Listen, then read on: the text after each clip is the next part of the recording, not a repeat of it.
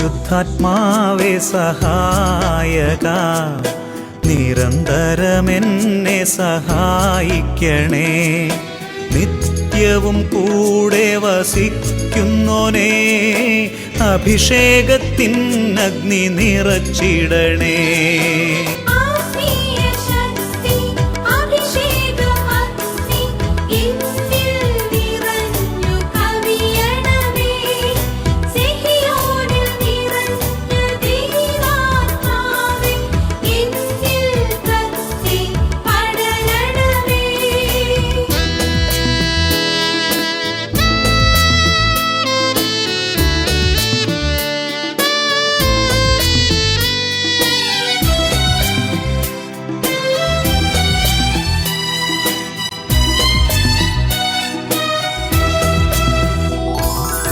എന്നുള്ളിൽ നിറയുന്ന ദൈവിക ശക്തി ലൗകിക ശക്തിയെ തകർത്തിടുന്നു. പാപനീതി ന്യായ ബോധ്യങ്ങൾ ഹൃത്തിൽ നിറച്ചെന്നെ അഭിഷേചിക്കൂ.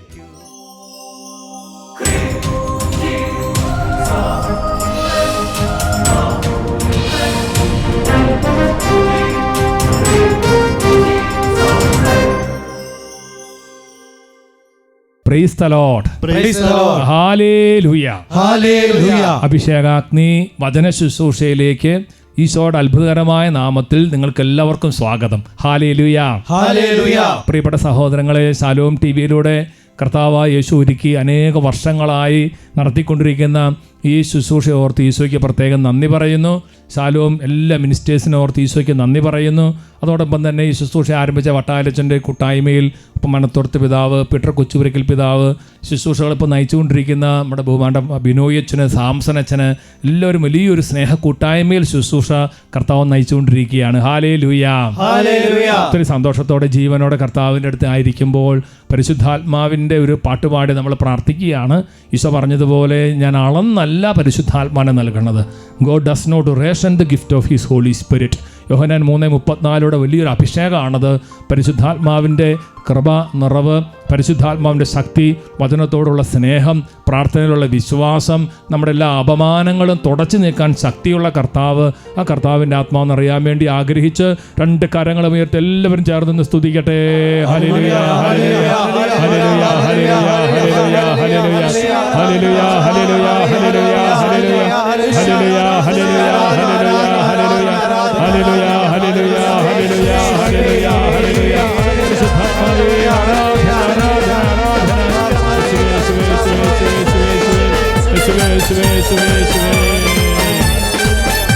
കൈകളടിച്ച് പാടി പ്രാർത്ഥിക്കുന്നു. ഉന്നത കൃപയെ, സ്വർഗത്തിന്റെ ശക്തിയെ, നിത്യസഹായകനേ, തീയായി തീനാവായി നീ ഞങ്ങളിൽ നിറയണമേ. ഉന്നത കൃപയെ, സ്വർഗത്തിന്റെ ശക്തിയെ, നിത്യസഹായകനേ, തീയായി തീനാവായി നീ ഞങ്ങളിൽ നിറയണമേ.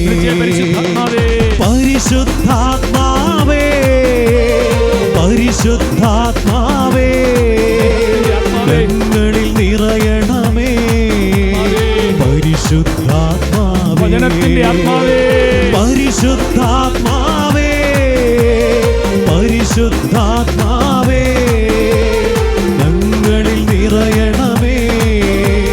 പരിശുദ്ധാത്മാവേ, പരിശുദ്ധാത്മാവേ, അഭിഷേകം ചെയ്യണമേ. കൺപ്രാവായി പറന്നിറങ്ങണമേ പരിശുദ്ധാത്മാവേ. ഈ നാളങ്ങളായി ഞങ്ങൾ കത്തി ജ്വലിക്കണമേ പരിശുദ്ധാത്മാവേ.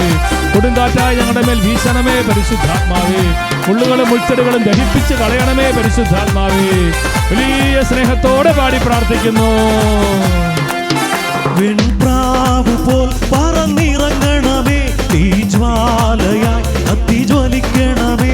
വെൺപ്രാവ് പോൽ പറന്നിറങ്ങണമേ, തീജ്വാലയായി കത്തിജ്വലിക്കണമേ. വരദാനത്തിൻ അഭിഷേകം റൂഹായെ നീ ചൊരിയണമേ. വരദാനത്തിൻ അഭിഷേകം റൂഹായെ നീ ചൊരിയണമേ. പരിശുദ്ധാത്മാവേ,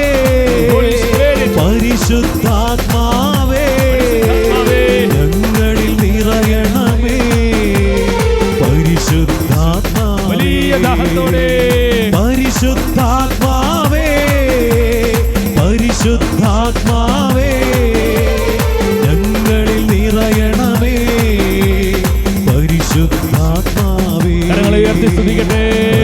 hallelujah, hallelujah, hallelujah, hallelujah, hallelujah, hallelujah. പറയണമേ, കത്തിപ്പടരണമേ, അഭിഷേകം ചെയ്യണമേ, നിറവ് നൽകണമേ. പരിശുദ്ധാത്മാവേ, പരിശുദ്ധാത്മാവേ, പരിശുദ്ധാത്മാവേ, പരിശുദ്ധാത്മാവേ, പരിശുദ്ധാത്മാവേ, പരിശുദ്ധാത്മാവേ, പരിശുദ്ധാത്മാവേ, പരിശുദ്ധാത്മാവേ, പരിശുദ്ധാത്മാവേ, പരിശുദ്ധാത്മാവേ, പരിശുദ്ധാത്മാവേ, ഹൃദയത്തിന്റെ ഉള്ളിൽ നിന്ന് പാടുന്നു. പരിശുദ്ധാത്മാവേ, വലിയ ദാഹത്തോടെ ഞങ്ങളിൽ നിറയണമേ. പരിശുദ്ധാത്മാവേ, പരിശുദ്ധാത്മാവേ, പരിശുദ്ധാത്മാവേ, പരിശുദ്ധാത്മാവേ.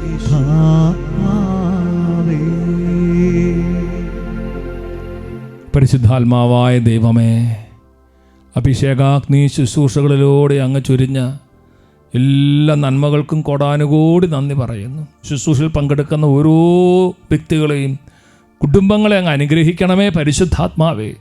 ഇവരുടെ അപമാനമെല്ലാം അങ്ങ് തുടച്ച് നീക്കണമേ പരിശുദ്ധാത്മാവേ. അഭിഷേകം ചെയ്യണമേ പരിശുദ്ധാത്മാവേ. പരിശുദ്ധാത്മ ഞങ്ങൾക്ക് വേണ്ടി പ്രാർത്ഥിക്കട്ടെ. സകല വിശുദ്ധരെ പ്രത്യേകിച്ച് ഔസേപ്പിതാവ് ഞങ്ങൾക്ക് വേണ്ടി പ്രാർത്ഥിക്കട്ടെ. വിശുദ്ധ വിൻസെൻ്റ് ഫെററിൻ്റെ പ്രത്യേക മധ്യസ്ഥം ഓരോരുത്തർക്കും ഉണ്ടാകട്ടെ, ഇപ്പോഴും എപ്പോഴും എന്നേക്കും.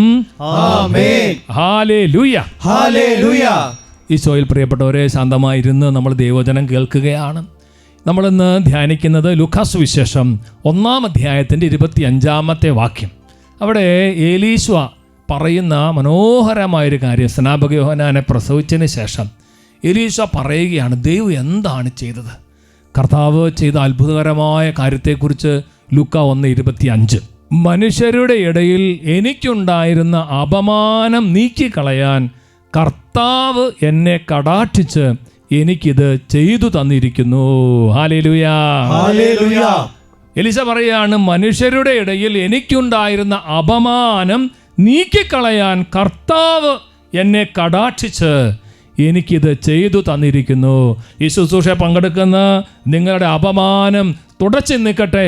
കർത്താവായ യേശുവിൻ്റെ നാമത്തിൽ നിങ്ങളുടെ മേൽ കുടികൊള്ളുന്ന ഭാരം, അപമാനം, അധിക്ഷേപം, അങ്ങനത്തെ എല്ലാ കാര്യങ്ങളും കർത്താവ് നീക്കിക്കളയട്ടെ. Hallelujah, hallelujah. ലൂക്ക 1:25 നിങ്ങളിൽ അന്വർത്ഥമാകട്ടെ. Hallelujah, hallelujah.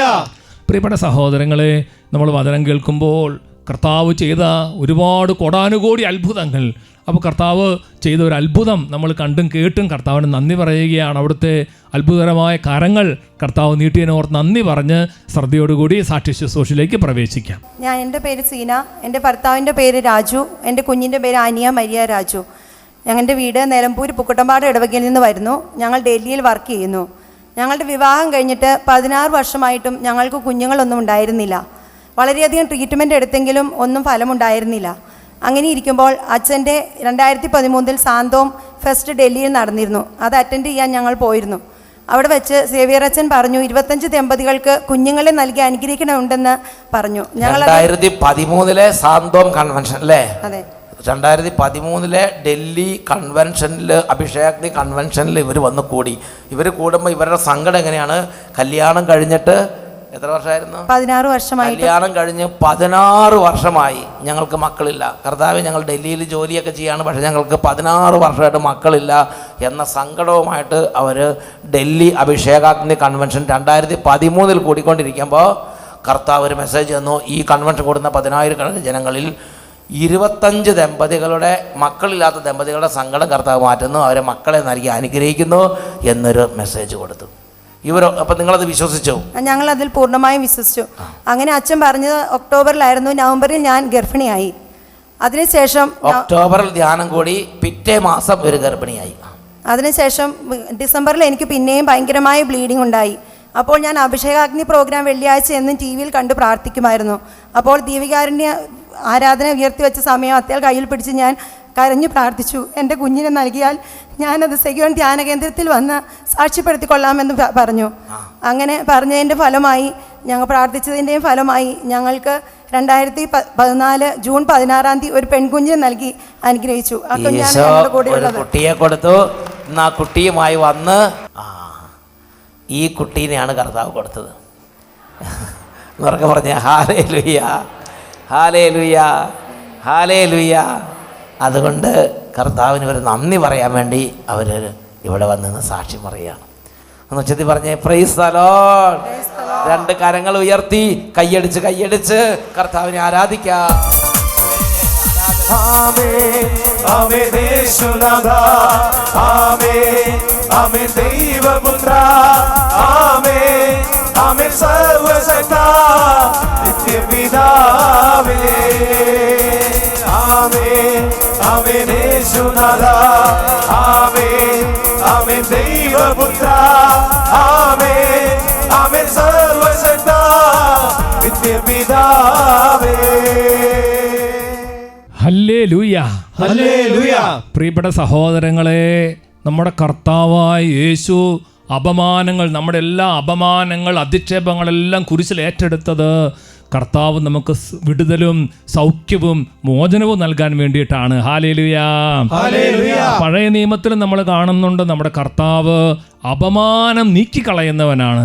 ഉദാഹരണത്തിന് യാക്കോബിൻ്റെ ഭാര്യയായ റാഹേൽ, ഇപ്പോൾ അന്നത്തെ കാലത്ത് ബഹുഭാര്യാത്തുള്ള സമയമാണ്. ലയ എന്ന് പറയുന്ന ഇവളുടെ സഹോദരിയിൽ നിന്ന് യാക്കോബിന് ധാരാളം മക്കളെ കിട്ടി. റാഹേലിന് മക്കളങ്ങനെ ഉണ്ടായിരുന്നില്ല. ആ സമയത്ത് റാഹേലും കരഞ്ഞ് ദൈവത്തോട് പ്രാർത്ഥിച്ചു, അപമാനം നീക്കണമേ എന്ന് പ്രാർത്ഥിച്ചു. പ്രിയപ്പെട്ട സഹോദരങ്ങളെ, ഉൽപ്പത്തി പുസ്തകം 30-ാം അധ്യായത്തിൻ്റെ 22-ാമത്തെ വാക്യം ഇങ്ങനെയാണ്: ദൈവം റാഹേലിനെ സ്മരിച്ചു, അവിടുന്ന് അവളുടെ പ്രാർത്ഥന കേൾക്കുകയും അവളുടെ വന്ധ്യത്വം അവസാനിപ്പിക്കുകയും ചെയ്തു. Hallelujah, hallelujah. ഈ വചനം കേൾക്കുന്ന നിങ്ങളിൽ മക്കളില്ലാതെ വിഷമിക്കുന്നവരുണ്ടായിരിക്കും. കർത്താവ് നിങ്ങളുടെ വന്ധ്യത്വം അവസാനിപ്പിക്കാൻ തീരുമാനിക്കുകയാണ്. Hallelujah, hallelujah. വീണ്ടും അടുത്ത വചനത്തിൽ പറയാണ്, ജനശീസ് 30:23, അവൾ ഗർഭം ധരിച്ച് ഒരു പുത്രനെ പ്രസവിച്ചു. അവൾ പറഞ്ഞു, എൻ്റെ അപമാനം ദൈവം നീക്കിക്കളഞ്ഞിരിക്കുന്നു. Hallelujah, hallelujah. കർത്താവ് അപമാനം നീക്കിക്കളയാൻ ശക്തിയുള്ള ദൈവമാണ്. Praise the Lord. Praise the Lord. കർത്താവ് എനിക്കൊരു പുത്രനെ കൂടി തരട്ടെ എന്ന് പറഞ്ഞ് അവൾ അവന് ജോസഫ് എന്ന് പേരിട്ടു. നോക്കിയേ, ജോസഫിൻ്റെ അമ്മ റാഹേൽ, അപ്പൻ യാക്കോബ്. ആ ജോസഫ് അവൻ അനേകരുടെ അപമാനം നീക്കിക്കളഞ്ഞൊരു കുട്ടിയായി ചെറുപ്പക്കാരനായിട്ട് കർത്താവ് ഉയർത്തിക്കൊണ്ടുവരികയാണ്. Hallelujah, hallelujah. പ്രിയപ്പെട്ട സഹോദരങ്ങളെ, നമുക്കറിയാം റാഹേൽ കണ്ണീരൊഴുക്കി പ്രാർത്ഥിച്ചു. ദൈവത്തോട് പറയുകയാണ്, ദൈവം എൻ്റെ അപമാനം നീക്കിക്കളഞ്ഞു. ജോസഫിനെ ദൈവം ദാനമായി നൽകി. തുടർന്ന് ജോസഫിലൂടെ ദൈവം ചെയ്ത അത്ഭുതകരമായ കാര്യങ്ങൾ, ഒരു ദേശത്തിൻ്റെ ഗവർണറായിട്ട് ദൈവം ഉയർത്തി. അതുപോലെ തന്നെ സ്വന്തം സഹോദരന്മാരോട് നിരുപാധികം ക്ഷമിച്ചു. ഇന്നും ജോസഫ് പ്രഘോഷിക്കപ്പെടുന്നു. അതുകൊണ്ടാണ് സിറാക്കിൻ്റെ പുസ്തകം പ്രഭാഷകൻ 49:15 പറയുന്നത്, ജോസഫിനെ പോലെ ആരും ജനിച്ചിട്ടില്ല, അവൻ്റെ അസ്ഥികൾ സൂക്ഷിക്കപ്പെടുന്നു. Hallelujah, hallelujah. അറിയാവുന്ന പോലെ ജോസഫിൻ്റെ പക്കലേക്ക് തൻ്റെ സഹോദരന്മാർ അവസാനം വന്ന് ഭയത്തോടെ ആകപ്പാടെ ആകുലപ്പെട്ട് വന്നു കഴിഞ്ഞപ്പോൾ ജോസഫ് അവരോട് ക്ഷമിക്കുക മാത്രമല്ല, അവരെ സ്നേഹിക്കുക മാത്രമല്ല, ഒരുപാട് അവരോട് കരുണ കാണിക്കുകയാണ്. പ്രിയപ്പെട്ടവരെ, നമുക്ക് ഓരോരുത്തർക്കുമുള്ള ഒരു ദൂത് ജോസഫിൻ്റെ അധരത്തിൽ ദൈവം നിക്ഷേപിച്ചിരിക്കുകയാണ്. ഇന്നും അനേകരുടെ അപമാനം അവർ നീക്കിക്കളഞ്ഞുകൊണ്ടിരിക്കുകയാണ്. ഉൽപ്പത്തി പുസ്തകം 50-ാം അധ്യായത്തിൻ്റെ 20-21 വാക്യങ്ങൾ വചനം പറയാണ്, നിങ്ങൾ എനിക്ക് തിന്മ ചെയ്തു, പക്ഷേ ദൈവം അത് നന്മയാക്കി മാറ്റി. ഇന്ന് കാണുന്നത് പോലെ അനേകം പേരുടെ ജീവൻ രക്ഷിക്കാൻ വേണ്ടിയാണ് അവിടുന്ന് ചെയ്തത്. അതുകൊണ്ട് ഭയപ്പെടേണ്ട, നിങ്ങളെയും നിങ്ങളുടെ കുഞ്ഞുങ്ങളെയും ഞാൻ പോറ്റിക്കൊള്ളാം. അങ്ങനെ അവൻ അവരെ ധൈര്യപ്പെടുത്തുകയും സാന്ത്വനപ്പെടുത്തുകയും ചെയ്തു. Hallelujah, hallelujah. പ്രിയപ്പെട്ടവരെ, റാഹേൽ പറഞ്ഞ എത്രയോ കറക്റ്റാണ്. അവിടുന്ന് എൻ്റെ അപമാനം നീക്കിക്കളഞ്ഞു. ജോസഫിന് ദൈവം കൊടുത്തു. ഇന്നിരുന്ന് വചനം കേൾക്കുമ്പോൾ ഒരുപക്ഷെ നിങ്ങൾ പലതരം അപമാനത്തിൽ ഒരുപാട് അധിക്ഷേപങ്ങൾ കേട്ടതിൻ്റെ സങ്കടത്തിലാണെങ്കിൽ പ്രിയപ്പെട്ടവർ, നീക്കിക്കളയുന്ന ഒരു കർത്താവ് നമ്മുടെ ഇടയിലുണ്ട്. Hallelujah, hallelujah. യേശുവേ നന്ദി, യേശുവേ നന്ദി, യേശുവേ സ്തുതി. യേശുവേ സ്തുതി. ഒരുപക്ഷെ ദൈവം നമുക്ക് നൽകുന്ന ഒരു കുഞ്ഞിലൂടെ ആയിരിക്കും നിങ്ങളുടെ മാത്രമല്ല അനേകം തലമുറകളുടെ, അനേകം വംശങ്ങളുടെ പാരമ്പര്യങ്ങളുടെ അപമാനം നീക്കിക്കളയപ്പെടുന്നത്. ഹല്ലേലൂയാ. ഈ വചനം കേൾക്കുന്ന നിങ്ങൾ കുറച്ചു പേരെങ്കിലും വിധവകളായിട്ടുള്ള ആൾക്കാർ കാണുമായിരിക്കും. പ്രിയപ്പെട്ടവരെ, വിധവകളുടെ അപമാനം നീക്കിക്കളയാൻ കർത്താവിന് സാധിക്കും. നമ്മൾ യെശയ്യാ പ്രവാചകന്റെ പുസ്തകത്തിൽ നമ്മൾ കാണുന്നൊരു വചനമുണ്ട്. യെശയ്യാ പ്രവാചകന്റെ പുസ്തകം 54-ാം അധ്യായത്തിന്റെ 4-ാമത്തെ വാക്യം വചനം പറയുകയാണ്, ഭയപ്പെടേണ്ട, നീ ലജ്ജിതയാവുകയില്ല, നീ അപമാനിതയാവുകയില്ല, നിന്റെ യൗവനത്തിലെ അപകീർത്തി നീ വിസ്മരിക്കും, വൈധവ്യത്തിലെ നിന്ദനം നീ ഓർക്കുകയുമില്ല. ഹല്ലേലൂയാ. ഈ വചനം എല്ലാവരും കൂടെ ചേർന്ന് പറഞ്ഞേ, ഭയപ്പെടേണ്ട, ഭയപ്പെടേണ്ട, നീ ലജ്ജിതയാവുകയില്ല, നീ ലജ്ജിതയാവുകയില്ല, നീ അപമാനിതയാവുകയില്ല, നീ അപമാനിതയാവുകയില്ല, നിന്റെ യൗവനത്തിലെ അപകീർത്തി നീ വിസ്മരിക്കും, നീ വിസ്മരിക്കും, വൈധവ്യത്തിലെ നിന്ദനം നീ ഓർക്കുകയുമില്ല. പ്രിയപ്പെട്ടവരെ, ഒരുപക്ഷെ പലതരത്തിലുള്ള നിന്ദനങ്ങൾ, പലതരത്തിലുള്ള വേദനകൾ, പലതരത്തിലുള്ള അപമാനങ്ങൾ കേട്ട ഒരു വിധവയായിരിക്കാം നിങ്ങൾ. പ്രിയപ്പെട്ടവരെ, നിങ്ങളെ കർത്താവ് സ്പർശിക്കുകയാണ്. കർത്താവ് സ്പർശിക്കുന്നത് എങ്ങനെയാണെന്നറിയാമോ? യേശു കർത്താവ് നിങ്ങളുടെ പ്രിയപ്പെട്ട മണവാളൻ, നിങ്ങളുടെ ആത്മാവിൻ്റെ മണവാളനായിട്ട് കടന്നു വരികയാണ്. ആ ഈശോയുമായുള്ള വലിയൊരു സ്നേഹബന്ധത്തിലേക്ക് നിങ്ങളുടെ ആത്മാവിന് ഈശോ കൂട്ടിക്കൊണ്ടുപോവുകയാണ്. പഴയ നിയമത്തിൽ ഒരുപാട് വർഷങ്ങളായി വിധവയായിരുന്ന അന്ന ആ യേശുക്രിസ്തുവിനെ കണ്ടപ്പോൾ എല്ലാ കാര്യങ്ങളും മറന്ന്, പ്രിയപ്പെട്ട സഹോദരങ്ങളെ, എല്ലാ സങ്കടങ്ങളുടെ മേലും ഈശോ കടന്നു വന്നതുപോലെ നിങ്ങളുടെ സങ്കടങ്ങളുടെ മേൽ കർത്താവ് വരാൻ ആഗ്രഹിക്കുകയാണ്. യെശയ്യാ 54:5 അതുകൊണ്ടാണ് കർത്താവിൻ്റെ വചനം പറയണത്, നിന്റെ സ്രഷ്ടാവാണ് നിന്റെ ഭർത്താവ്, സൈന്യങ്ങളുടെ കർത്താവ് എന്നാണ് അവിടുത്തെ നാമം, ഇസ്രായേലിൻ്റെ പരിശുദ്ധനാണ് നിന്റെ വിമോചകൻ, ഭൂമി മുഴുവന്റെയും ദൈവമെന്ന് അവിടുന്ന് വിളിക്കപ്പെടുന്നു. ഹല്ലേലൂയാ. യേശുവേ നന്ദി, യേശുവേ സ്തുതി. എനിക്കൊരു വിധവയെ പരിചയമുണ്ട്. അത് വിശുദ്ധ അഗസ്റ്റിനോസ് പുണ്യാളൻ്റെ കൂടെ ശുശ്രൂഷ ചെയ്തൊരു വിധവയാണ്. അഗസ്റ്റിനോസിൻ്റെ ശുശ്രൂഷകളിൽ ഏറ്റവും അധികം സഹായിച്ചിരുന്നത് ഈ ഒരു വിധവയായിരുന്നു. പ്രിയപ്പെട്ടവരെ, അഗസ്റ്റിൻ്റെ എത്രയോ ലേഖനങ്ങൾ, എത്രയോ പുസ്തകങ്ങൾ, അതിനൊക്കെ സഹായിക്കാൻ കർത്താവ് ഈ മകളെ പ്രത്യേകമായിട്ട് അനുഗ്രഹിച്ചു. അത് വലിയൊരു യാഥാർത്ഥ്യമാണ്. അനേകം വിധവകളിലൂടെ കർത്താവ് അത്ഭുതം ചെയ്യുന്നുണ്ട്. കാരണം അവരുടെ ആ വൈധവ്യം അവർ മറക്കണത് എങ്ങനെയാണ്?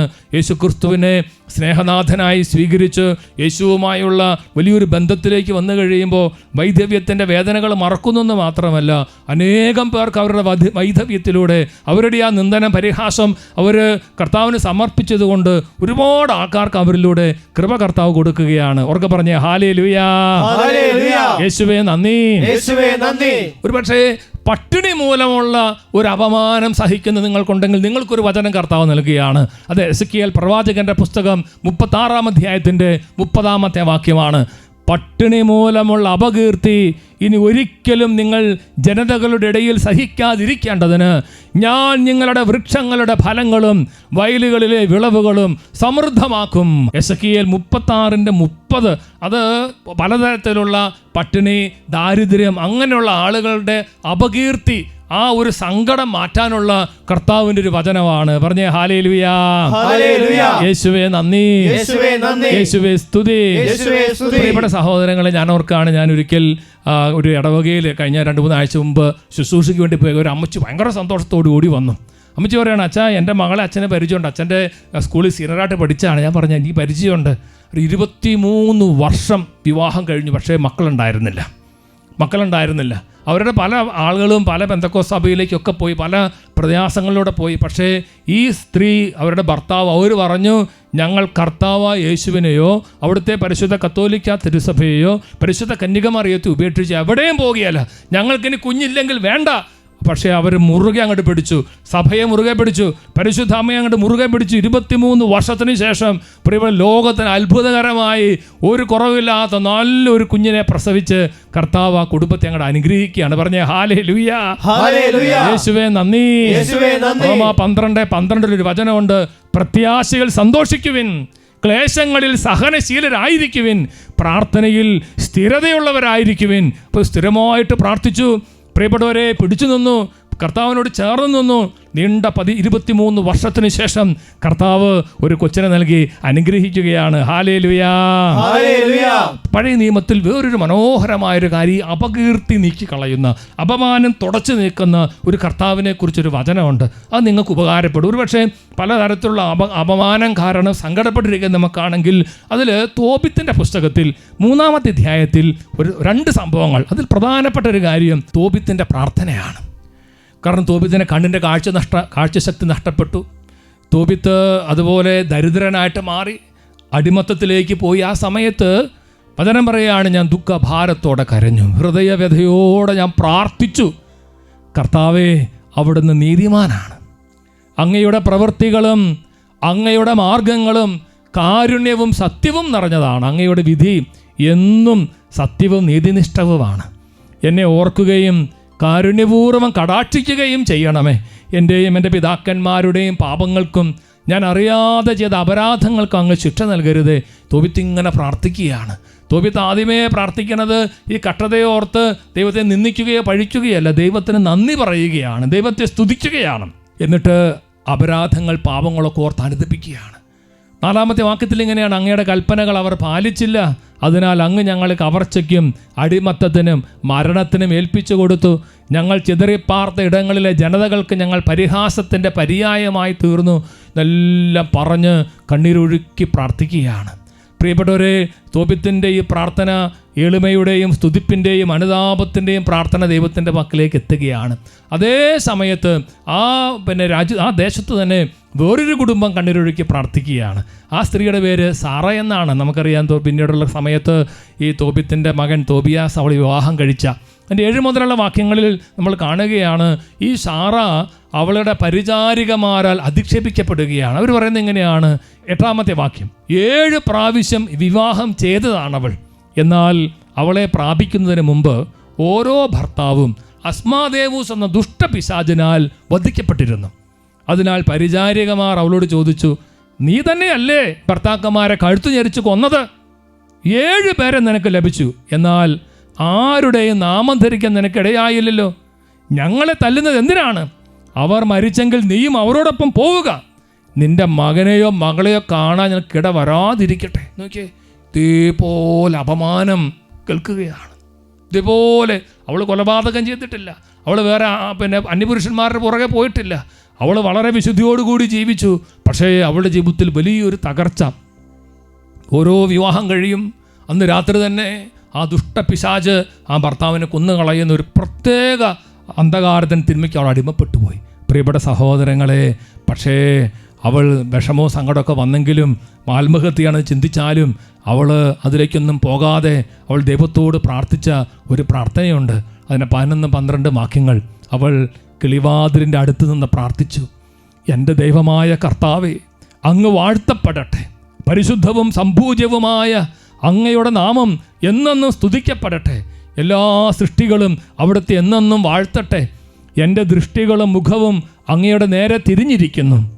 എന്നെ ഈ ഭൂമിയിൽ നിന്ന് മോചിപ്പിക്കണമേ. ഞാൻ ഇനി അധിക്ഷേപങ്ങൾ കേൾക്കാൻ ഇടവരാതിരിക്കട്ടെ. അവളുടെ ഒരു പ്രാർത്ഥനയാണത്.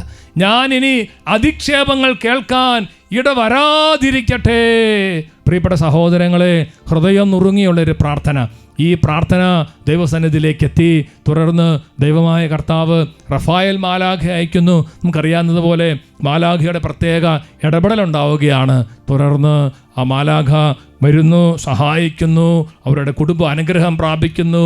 പ്രിയപ്പെട്ട സഹോദരങ്ങളെ, അനേകം ആളുകൾക്ക് അപമാനമേറ്റ അധിക്ഷേപമേറ്റ ആളുകൾക്ക് ഒരു ഉത്തരമായി ഇന്ന് ഈ സാറായിയുടെ പ്രാർത്ഥന, തോബിത്തിൻ്റെ പ്രാർത്ഥന നമുക്ക് ബലം നൽകുകയാണ്. അതിൽ വളരെ പ്രധാനപ്പെട്ട കാര്യം, ഈ അപമാനം വന്നപ്പോൾ ഒരു നിരാശപ്പെടാതെ അവർ സ്തുതിച്ചു, അവർ പ്രാർത്ഥിച്ചു, ദൈവത്തിൻ്റെ വഴികൾ നല്ലതാണെന്ന് പറഞ്ഞു, ദൈവത്തിൻ്റെ ഓരോ തീരുമാനവും ഓരോ മാർഗങ്ങളും നീതിനിഷ്ഠമാണെന്ന് അവർ ഏറ്റുപറഞ്ഞു. അവർ എളിമപ്പെട്ടു, അവർ കരഞ്ഞു, ദൈവം ഇടപെടുകയാണ്. അപമാനം തുടച്ചു നീക്കുന്ന ഒരു കർത്താവ്. ഹല്ലേലൂയാ. ഹല്ലേലൂയ. ലൂക്കാ 1:25 നമ്മൾ മറക്കരുത്. എലീശായുടെ മനോഹരമായ നന്ദിയുടെ ഒരു പ്രാർത്ഥനയാണ്. ഒരുപാട് വർഷങ്ങൾ കുഞ്ഞുങ്ങളില്ലാതെ സമൂഹത്തിൽ ഏറ്റ അപമാനങ്ങൾ, അതുപോലെ ഉള്ളിൻ്റെ ഉള്ളിൽ നിന്ന് വരുന്ന അപമാനങ്ങൾ, പ്രിയപ്പെട്ടവർ, അതിനെല്ലാം പരിഹാരമായി അവിടെ ഒരു മാലാഖയുടെ ഇടപെടലുണ്ടാവുകയാണല്ലോ. അവിടെയും ദൈവം ഇറങ്ങി വരികയാണല്ലോ. പ്രിയപ്പെട്ട സഹോദരങ്ങളെ, അവൾ പറഞ്ഞ മനോഹരമായ വാക്യം ലൂക്കാ 1:25, മനുഷ്യരുടെ ഇടയിൽ എനിക്കുണ്ടായിരുന്ന അപമാനം നീക്കിക്കളയാൻ കർത്താവ് എന്നെ കടാക്ഷിച്ച് എനിക്കിത് ചെയ്തു തന്നിരിക്കുന്നു. ഹല്ലേലൂയാ. ഹല്ലേലൂയ. ആ വചനം എല്ലാവരും ഏറ്റു പറഞ്ഞ വരദറി ഉയർത്തി നിങ്ങൾ ഇരിക്കുന്നിടത്ത് തന്നെ ഉറക്കെന്ന് പറഞ്ഞ മനുഷ്യരുടെ ഇടയിൽ എനിക്കുണ്ടായിരുന്ന അപമാനം നീക്കിക്കളയാൻ കർത്താവ് എന്നെ കടാക്ഷിച്ച് എനിക്കിത് ചെയ്തു തന്നിരിക്കുന്നു. ഹല്ലേലൂയ. കർത്താവ് നിങ്ങളെ ഓരോരുത്തരെയും കടാക്ഷിക്കട്ടെ എന്ന് ഞാനും പ്രാർത്ഥിക്കുകയാണ്. കർത്താവ് നിങ്ങൾക്കും വേണ്ടി അത്ഭുതങ്ങൾ ചെയ്യട്ടെ എന്ന് പ്രാർത്ഥിക്കുകയാണ്. ഈ അഭിഷേകാഗ്നി എപ്പിസോഡ് കണ്ട് നിങ്ങൾ പ്രാർത്ഥിക്കുമ്പോൾ നിങ്ങളുടെ വിശ്വാസം കർത്താവ് വളർത്തട്ടെ എന്ന് ഞാനും പ്രാർത്ഥിക്കുകയാണ്. പറഞ്ഞേ ഹല്ലേലൂയാ. യെശയ്യായുടെ പുസ്തകത്തിൽ ഒരു മനോഹരമായ വാക്യമുണ്ട്. യെശയ്യാ പ്രവാചകന്റെ പുസ്തകം 46-ാം അധ്യായത്തിന്റെ 12-13 വാക്യങ്ങൾ. വിമോചനം അകലെയാണെന്ന് കരുതുന്ന മർക്കടമുഷ്ടികളെ, എൻ്റെ വാക്ക് കേൾക്കുവിൻ.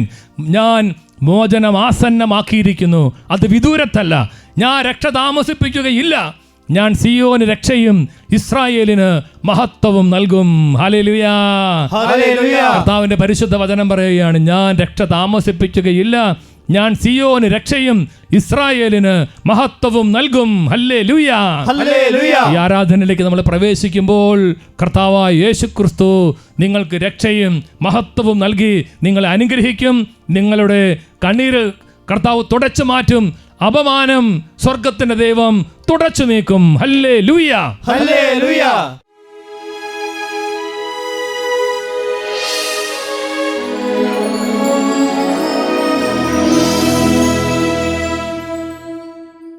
ഹല്ലേലൂയാ.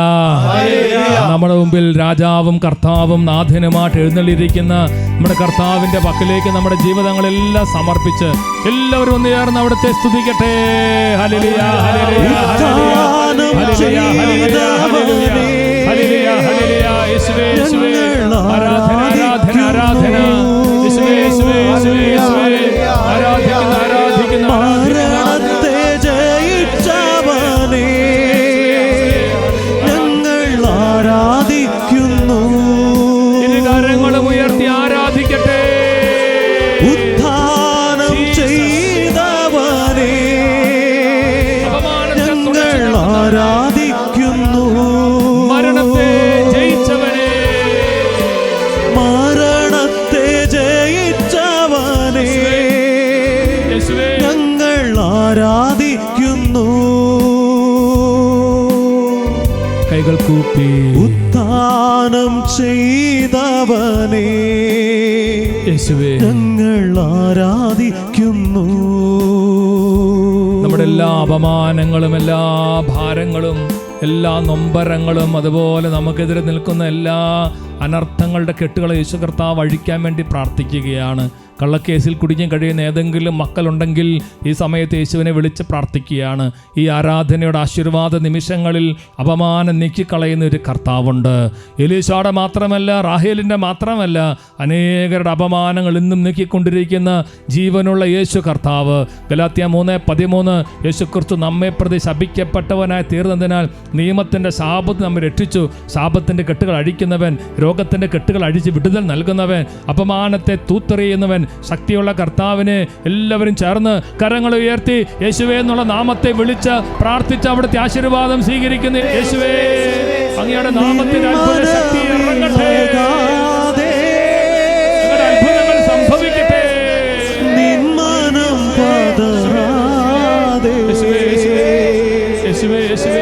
നിന്നോട് കൂടെ എന്നും ഞാനുണ്ട് അന്ത്യം വരെ.